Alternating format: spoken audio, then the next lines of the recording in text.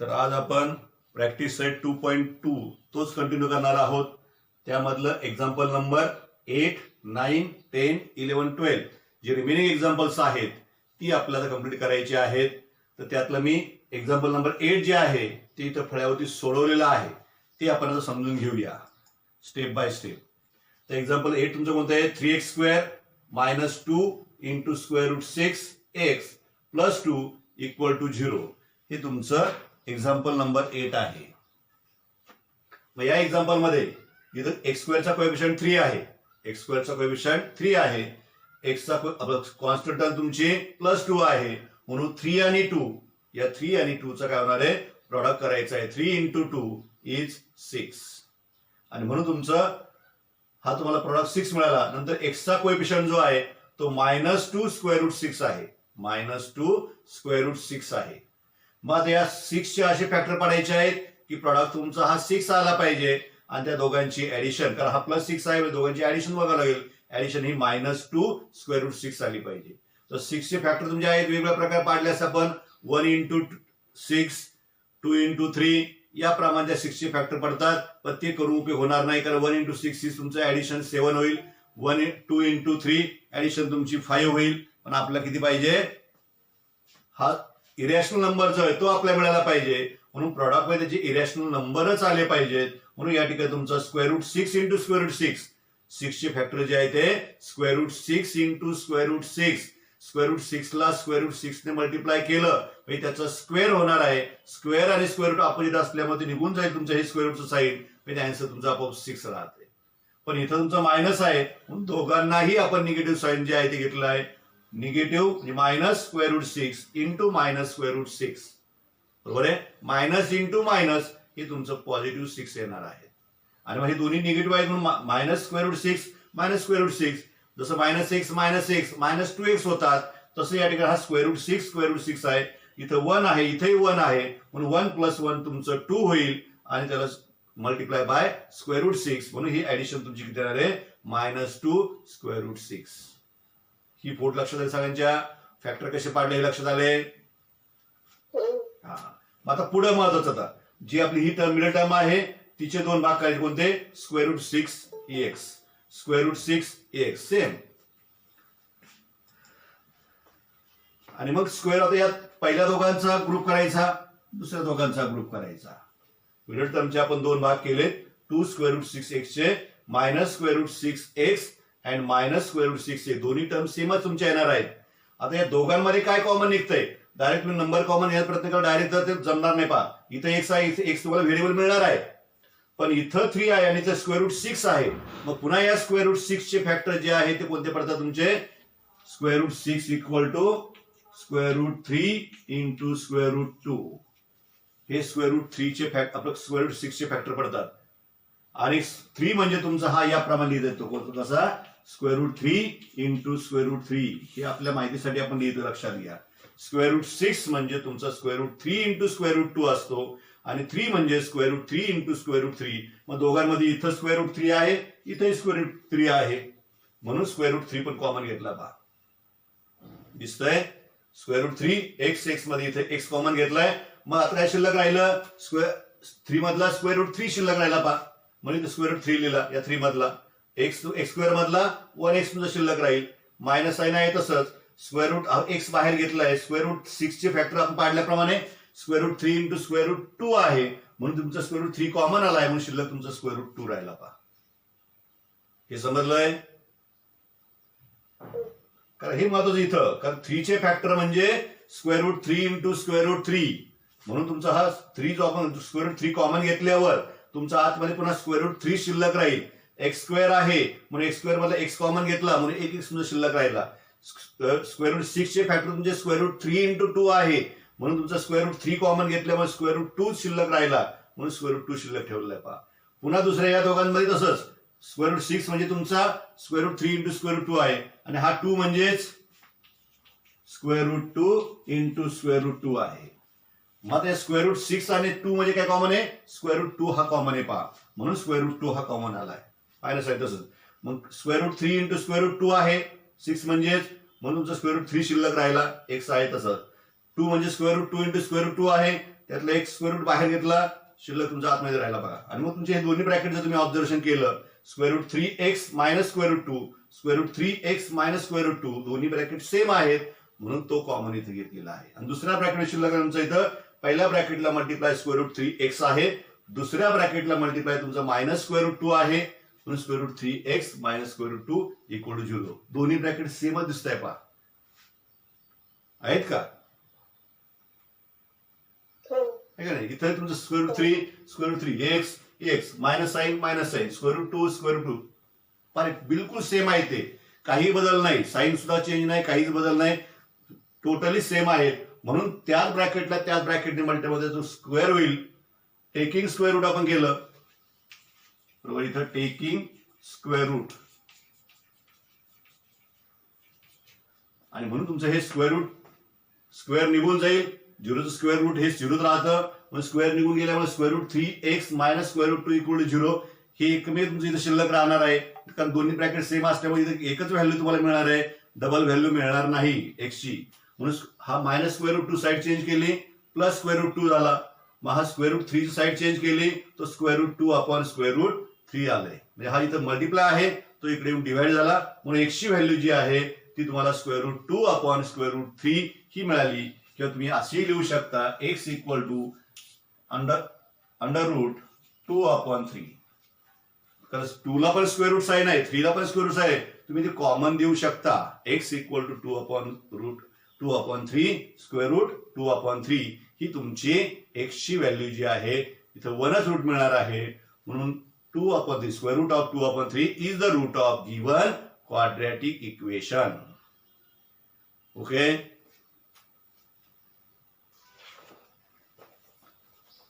समजलं का? ओके, आता पुढची एक्झाम्पल जी आहे ती आपल्याला घ्यायची. तसं 9 पण आधीच्या एक्झाम्पल सारखंच आहे, ते आपण घेणारच आहोत तरी पण 10, 11 व 12 हे मात्र सेम आहेत. 10, 11 आणि 12 एक्झाम्पल नंबर जे आहेत ते सेम आहेत.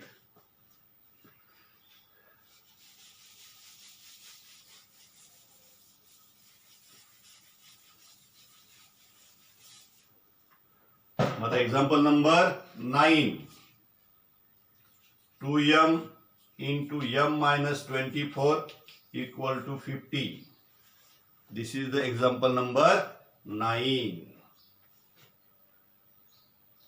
मग आधी ब्रॅकेट सॉल्व्ह करून घ्यायचं, म्हणजे ब्रॅकेटच्या बाहेर जो नंबर आहे त्याने मल्टिप्लाय करून घ्यायचं. किंवा दुसरी एक मेथड आहे, हा 2 जो आहे तो इथं मल्टिप्लाय आहे, इकडे साईड चेंज करून दिला, तो डिवाइड होणार आहे. 2 ने डिवाइड करून घेऊया आपण आधी. m आहे तसं ठेवा पाहिजे, m minus 24 equal to 50 upon 2. कारण परत 2 तुमचं कॉमन असं 2 ने डिवाइड करायचं, हा आधीच आपण डिवाइड करून घेऊया. 2m जो आहे तो या ब्रॅकेटला मल्टिप्लाय आहे, म्हणजे 2 सुद्धा या ब्रॅकेटला मल्टिप्लाय आहे, म्हणून हा 2 इथं मल्टिप्लाय आहे, साईड चेंज केल्यामुळं तो इथं 50 ला डिवाइड झालेला आहे. माझा इथं हा सॉल्व्ह करून आपण m इंटू m, m ने m ला मल्टिप्लाय केला, m स्क्वेअर होईल, m into 24 minus 24 is minus 24m equal to 50 ला 2 ने डिवाइड केलं म्हणजे आन्सर तुमचं 25 येईल. 50 डिवाइडेड बाय 2, 50 ला 2 ने भाग दिला ते आन्सर तुमचं 25 येईल. मग m square minus 24m minus 25 equal to 0, plus 25 side change करून इकडे आणला. मग तुमचा इथं कॉन्स्टंट टर्म जी आहे ती मायनस 25 आहे आणि m चा कोएफिशियंट जो आहे तो मायनस 24 आहे. म्हणजे गुणाकार 25 आला पाहिजे, तो निगेटिव्ह पाहिजे. म्हणजे एकाला साईन तुम्हाला पॉझिटिव्ह घ्यावं लागेल, एकाला साईन तुम्हाला निगेटिव्ह घ्यावं लागेल. त्यापैकी 24 ला साईन निगेटिव्ह आहे, म्हणजे मोठ्या नंबरला साईन तुम्हाला निगेटिव्ह घ्यावं लागेल. म्हणजे त्या दोन नंबरची सबट्रॅक्शन ही 24 आली पाहिजे. असे 25 चे फॅक्टर पाडायचे आहेत. कोणते होतील? कोणी सांगू शकेल का? Tell me anybody.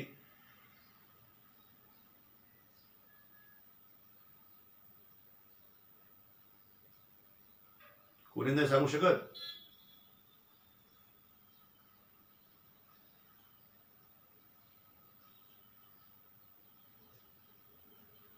Twenty 25 into 1 किती येतो प्रोडक्ट? 25 एक 25, बरोबर आहे. आणि 25 मधून 1 मायनस केला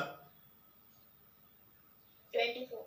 मग पहिलाच तुमचं फॅक्टर होतं ते तुम्हाला सांगता नाही आलं. म्हणजे तुमचं -25 इंटू 1 आणि -25 प्लस 1. -25 इंटू प्लस 1, कारण म्हणजे -24 यायला पाहिजे, म्हणून -25 मध्ये प्लस 1 ऍड केला तर 25 ला साईन निगेटिव्ह आहे, 1 ला साईन पॉझिटिव्ह आहे, म्हणून 25 - 1 होईल. आणि 25 ला साईन निगेटिव्ह असल्यामुळे तुमचा आन्सर साईन निगेटिव्ह येणार आहे. पहा, मग याप्रमाणे मिडलटर्मचे दोन भाग जे आहेत ते आपल्याला करायचे आहे.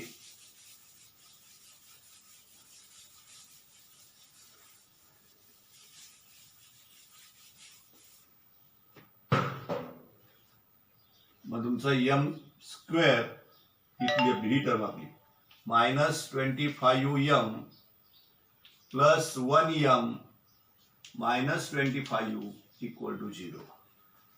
हा जो 24m आहे तो -25m प्लस m असा आपण तो लिहिलेला आहे.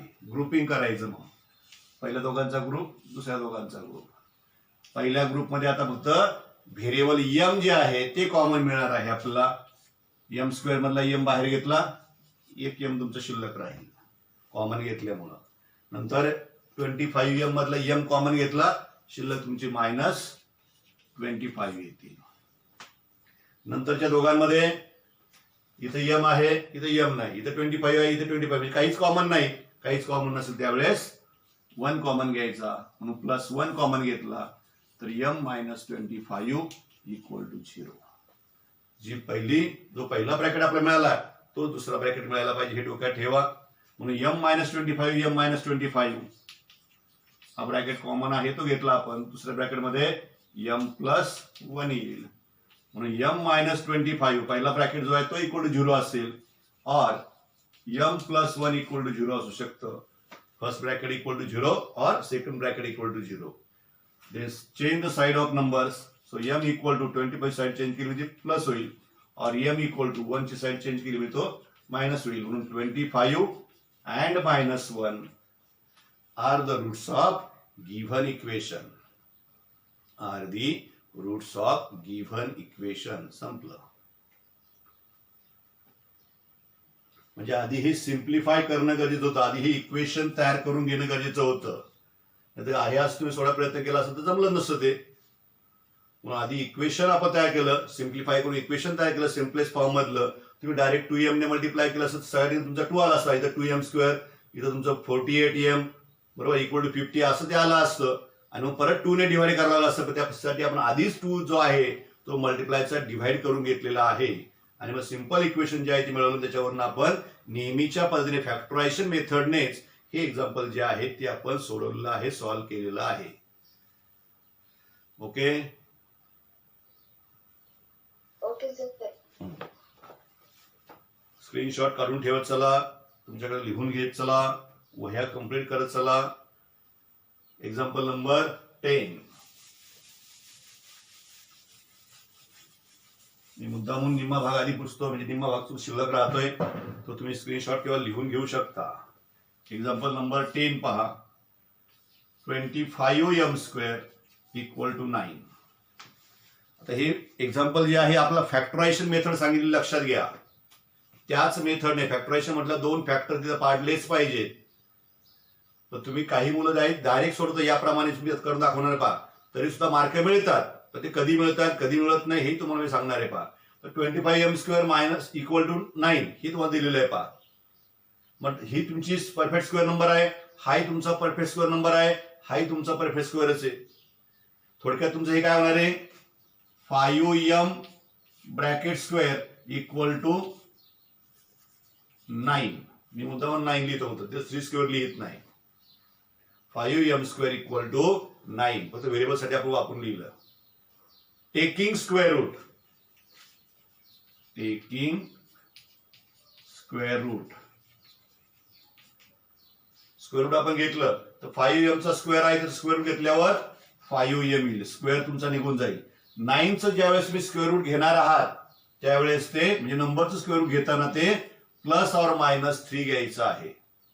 नंबरचं स्क्वेअर रूट घेताना ते प्लस और मायनस म्हणजे प्लस मायनस दोन्ही साईन या ठिकाणी द्यायचे आहेत, इक्वल टू 3 प्लस मायनस 3. कारण का तुम्ही 3चा स्क्वेअर केला 3 इंटू 3 9च येतं आणि -3चा स्क्वेअर केला -3चा स्क्वेअर तर -3 इंटू -3 ते सुद्धा आन्सर तुमचं +9च येत आहे. म्हणून या 9चं स्क्वेअर रूट तुमचं +3 और -3 येत असतं हे लक्षात घ्या. कारण सर याच्या आधी आपण कधी घेतलं नाही तर +3 घेतलंय. इथं का घेतलंय तर स्क्वेअर रूट घेताना नंबर जो आहे फक्त नंबरचं या साईडला आपण +- लिहिलं काही ते व्हेरिएबल तुमचं आहे तो जो नुसता नंबर आहे त्याचं स्क्वेअर रूट घेतात ते प्लस और मायनस लिहा आणि मग एकदा प्लस घ्या आणि एकदा मायनस घ्या 3 या आपोआप 2 रूट मिळणार आहेत. आता हा 5 इकडे आणला म्हणजे डिवाइड होईल हा 5 इकडे आणला डिवाइड होणार आहे म्हणून m इक्वल टू 3/5 और m इक्वल टू -3/5 या तुम्हाला m च्या 2 व्हॅल्यू मिळालेल्या आहेत म्हणून तुमचं 3/5 and -3/5 are the roots of given quadratic equation. पद्धत लक्षात आली. हो. आता इथं कुठं आपण फॅक्टर पाडलेत का नाही. इथं आपण स्क्वेअर रूट मेथड वापरली बरं. स्क्वेअर आणि स्क्वेअर रूट ही मेथड जी आहे ती वापरली. 25m स्क्वेअर आहे 25 हा 5 चा स्क्वेअर आहे m चा स्क्वेअर म्हणून 5m चा स्क्वेअर 25m स्क्वेअर कसं लिहिलं मी 5m ब्रॅकेट स्क्वेअर 5 चा स्क्वेअर केला 25 येईल m चा स्क्वेअर केला m स्क्वेअर येईल इक्वल टू 9 आहे तसंच. मग मी स्क्वेअर रूट घेतलं म्हणून याचं स्क्वेअर रूट घेतलं हा स्क्वेअर तुमचा निघून जाईल हे नुसतं आतली संख्या आन्सर मध्ये ते 5m. ज्यावेळेस नंबरचा स्क्वेअर रूट घ्यायचा असतं नंबरचं ज्यावेळेस मी स्क्वेअर रूट घेणार आहात त्यावेळेस ते प्लस और -3 घ्यायचा आहे आणि मग हा 3 जो आहे तो एकदा पॉझिटिव्ह घ्यायचा आणि एकदा निगेटिव्ह घ्यायचा. लेफ्ट हँड साइड तर सेम आहे 5m इक्वल टू +3 +3 और 5m इक्वल टू -3 एकदा तो पॉझिटिव्ह घेतला आणि एकदा निगेटिव्ह घेतला 3 पा आणि मग तुमचा हा फक्त 5 साइड चेंज केली की m इक्वल टू 3/5 और m इक्वल टू -3/5. ओके. पण मेथड ही आपल्याला फॅक्टरायझेशन सांगितली या मेथडने जर आपण सोडवलं तर सगळ्यांनाच बरोबर दिलं जाईल असं नाही. जी सोसो मुलं आहेत जी सर्वसामान्य मुलं आहेत कशीबशी पास होतात त्यांच्यासाठी हे बरोबर दिलं जाईल. 1 मार्क 2 मार्क जे काय असतील ते मार्क तुम्हाला फुल्ली या ठिकाणी दिले जातील सर्वसामान्य विद्यार्थी. पण जे टॉपर असतात ज्याला आउट ऑफ मार्क्स मिळतात म्हणजे 40 पैकी 40 मार्क मिळणार आहेत अशा विद्यार्थ्यांच्या वेळेस मात्र असं जर त्यांनी सोडवलं असेल तर याला मार्क 0 हे लक्षात घ्या. जे टॉपर आहेत ज्याला 40 पैकी 40 मार्क मिळालेले आहेत असे जे विद्यार्थी असतील त्यांचे मार्क कमी कसे करायचे हा प्रश्न असतो आणि अशा विद्यार्थ्यांनी जर ही गणित समजा परीक्षेला आला असेल आणि त्यांनी जर या मेथडने सोडवलं असेल सोपी आहे म्हणून या मेथडने सोडवलं असेल त्याला मार्क 0 काही तर फॅक्टर कुठे पाडलेच नाहीत. म्हणून फॅक्टरायझेशन मेथड जी आहे ती वापरताना तिथं फॅक्टर पाडले गेले पाहिजे. मग हे गणित फॅक्टरायझेशन मेथडने कसं सोडवायचं ते आपण पाहूया. तुम्हाला करून दाखवतो पहा. मग एक्झाम्पल आहे तेच 25m² इक्वल टू 9. मग 9 ची साईड चेंज करायची 25m² - 9 इक्वल टू 0 +9 चा -9 झाला. मग आता हे आपलं a² - b² या फॉर्म्युल्यामध्ये बसवायचं पहा. म्हणून तुमचा हा 5m² - 3² इक्वल टू 0 हा तुमचा 25m² म्हणजे 5m चा स्क्वेअर होणार आहे आणि 9 म्हणजे 3 चा स्क्वेअर होणार आहे. आणि मग आता a² - b² चा फॉर्म्युला आपला काय सांगतोय तो फॉर्म्युला मी खाली तो वाटसा वापरायचा a² - b². याचा विस्तार काय आहे a² - b² चे फॅक्टर a² - 2ab नाही तो a - b ब्रॅकेट स्क्वेअर झाला. आपला a² - b² म्हणजे पहिल्याचा स्क्वेअर मायनस दुसऱ्याचा स्क्वेअर असं ज्यावेळेस येईल 2 स्क्वेअरची सबट्रॅक्शन ज्यावेळेस असेल त्यावेळेस त्याचे फॅक्टर जे आहेत ते पहिल्या ब्रॅकेटमध्ये दोघांची ऍडिशन असते a + b आणि दुसऱ्या ब्रॅकेटमध्ये दोघांची सबट्रॅक्शन असते. तो a - b ब्रॅकेट स्क्वेअरचा फॉर्म्युला वेगळा a + b ब्रॅकेट स्क्वेअरचा फॉर्म्युला वेगळा आणि इथे a² - b² आहे. इथं ब्रॅकेटचा स्क्वेअर नाहीये a - b ब्रॅकेट स्क्वेअर नाही किंवा a + b ब्रॅकेट स्क्वेअर नाहीये. इथे a चा स्क्वेअर आहे -b चा स्क्वेअर आहे म्हणजे 2 स्क्वेअरची इथं सबट्रॅक्शन आहे. अशा वेळेस त्याचे फॅक्टर जे आहेत ते ए प्लस बी पहिल्या ब्रॅकेटमध्ये दोघांची ऍडिशन तर दुसऱ्या ब्रॅकेटमध्ये दोघांची सबट्रॅक्शन होते. म्हणून याप्रमाणे ए म्हणजे तुमचा 5m आहे आणि बी म्हणजे तुमचा 3 आहे. म्हणून काय होईल माझा याचे फॅक्टर 5m प्लस 3 बरोबर आहे A plus B into 5m minus 3 equal to 0. हे लक्षामध्ये आलं. ए म्हणजे कोण तुमचा 5m आहे पा हा ए स्क्वेअर बी स्क्वेअर. ए म्हणजे 5m आणि बी म्हणजे तुमचा 3 बरोबर आहे. बी म्हणजे 3 आहे म्हणून ए प्लस बी म्हणून 5m प्लस 3 पुन्हा ए मायनस बी म्हणून 5m मायनस 3. फॉर्म्युल्याप्रमाणे मी मांडणी केली इक्वल टू 0 आहे तसं मग पहिला ब्रॅकेट इक्वल टू 0 दुसरा ब्रॅकेट इक्वल टू 0 घ्यायचा म्हणून 5m प्लस 3 इक्वल टू 0 और 5m मायनस 3 इक्वल टू 0. जसं याच्या आधी आपण केलं त्याचप्रमाणे पहिला ब्रॅकेट इक्वल 0 घ्यायचा किंवा दुसरा ब्रॅकेट इक्वल 0 घ्यायचा. 3 ची साईड चेंज केली 5m इक्वल टू मायनस 3 और 5m equal to minus 3 side change केली प्लस 3 होईल. प्लस 3 होता मायनस 3 झाला मायनस 3 होता प्लस 3 झाला. 5 ची साईड चेंज करायची म्हणून m equal to minus 3 upon 5 कारण मल्टीप्लाय डिवाइड होईल तो और m इक्वल टू 3 अपॉन 5. 5 तो जो मल्टीप्लाय होता तो डिवाइड झाला. आलं काय आन्सर सेम पा 3 upon 5 3 upon 5 minus 3 upon 5 minus 3 upon 5. Answer same आलेला आहे. पण ज्यावेळेस फॅक्टरायझेशन मेथड सांगतात त्यावेळेस याच प्रमाणे सोडवलं गेलं पाहिजे. खरी हीच मेथड बरोबर आहे. या मेथडने सोडवल्यावरती सर्वसामान्य मुलांना मार्क दिले जातात पण हुशार मुलांना जे आहेत ते मार्क इथं देणार नाहीत. त्या मेथडने सोडव तरच मार्क मिळतील कारण मेथड आहे तुमची फॅक्टरायझेशन मेथड म्हणजे फॅक्टर पाडूनच ते एक्झाम्पल तुम्ही सॉल्व्ह केलं पाहिजे असा त्याचा अर्थ होतो. तुम्ही दुसरी कोणती मेथड वापरायला महत्व नाही. फॅक्टर पाडून ते सोडवलं पाहिजे. लक्षामध्ये तर सगळी उर्वरित एक्झाम्पल जी आहेत ती सेम अशीच आहेत सेम पार. पुढचा आपण घेऊया संदर्भ आता एक्झाम्पल नंबर 11.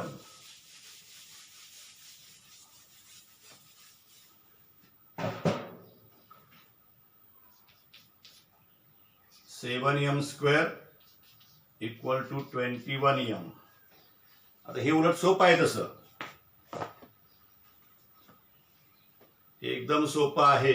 इथं स्क्वेअर नाहीत इथं तुमची मिडल टर्म दिलेली पहा म्हणजे ही साईड आधी चेंज करून घ्यायची म्हणजे m ची टर्म आणि m स्क्वेअर या दोन टर्म दिलेल्या आहेत.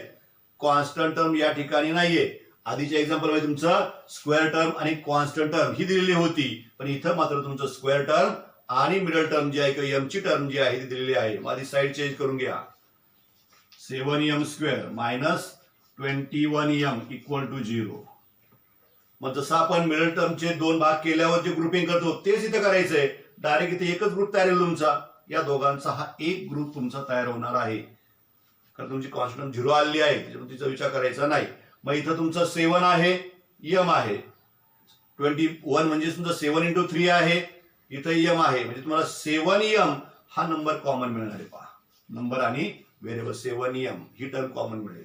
मग इन ब्रॅकेट शिल्लक करायला आपलं 7 बाहेर आला m स्क्वेअर मला 1m बाहेर आला म्हणजे शिल्लक m राहिलं. मायनस साईन आहे तसंच 7 इंटू 3 म्हणून 3 तुमचं 7 बाहेर आला 3 तुमचं शिल्लक राहील. m पण बाहेर आला इक्वल टू 0 म्हणून तुमचं 7m इक्वल टू 0 असेल और m मायनस 3 इक्वल टू 0 असेल. म्हणून तुमचं 7m इक्वल टू 0 म्हणजे m इक्वल टू 0 अपॉन 7 और m इक्वल टू 3. मायनस 3 ची साईड चेंज केली प्लस 3 झाला. 0 ला 7 जसं 0 ने कोणत्याही नंबरला मल्टिप्लाय केलं आन्सर आपलं काय येतं 0 येतं. तसं 0 ला कोणत्याही नंबरने डिवाइड केलं कोणत्याही नंबर तुम्ही डिवाइड करा आन्सर आहे तुमचं 0च येणार आहे. म्हणून m इक्वल टू 0 और m इक्वल टू 3 ही तुमची दोन रूट असणार आहेत. 0 and 3 are the roots of given quadratic equation. हे शेवटचं वाक्य लिहायला विसरू नका. 0 and 3 इथे तुम्हाला दोन रूट मिळाले पहा कारण क्वाड्रॅटिक इक्वेशन आहे म्हणून प्रत्येकाने दोन रूट मिळतील. कधी कधी रूट तुमची सेम असू शकतात.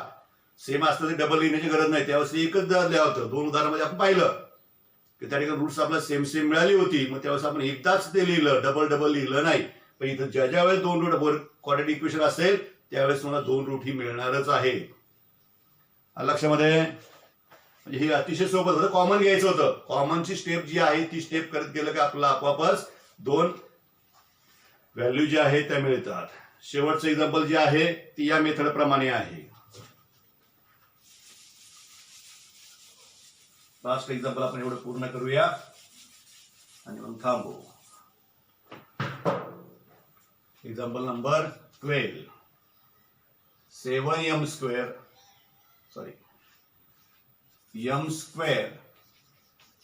minus 11 equal to 0. m square minus 11 equal to 0. मग a minus B bracket square या फॉर्म आपल्या a square minus B square मध्ये बसवायचं आहे. म्हणून m square minus square root of 11 bracket square equal to 0. तर 11 हा तुमचा परफेक्ट स्क्वेअर नंबर नाही. जसा आधीचा तुमचा 9 हा परफेक्ट स्क्वेअर नंबर होता. म्हणून 9 लिहिताना आपण 3 चा स्क्वेअर लिहिला होता मायनस 3 स्क्वेअर लिहिला होता. पण 11 हा तुमचा तो प्राईम नंबर आहे. तो कुठल्याही नंबरचा स्क्वेअर होऊ शकत नाही. म्हणून त्याला स्क्वेअर रूटचं साईन टाकायचं. 11 ला स्क्वेअर रूट साईन घेतला आपण स्क्वेअर रूट 11 आणि मग ब्रॅकेट स्क्वेअर लिहिला परत. म्हणजे a square minus B square या फॉर्म्युल्यामध्ये हे आपण बसवलेलं आहे. रिप्लेस ते केलेलं आहे, दाखवलेलं आहे पहा.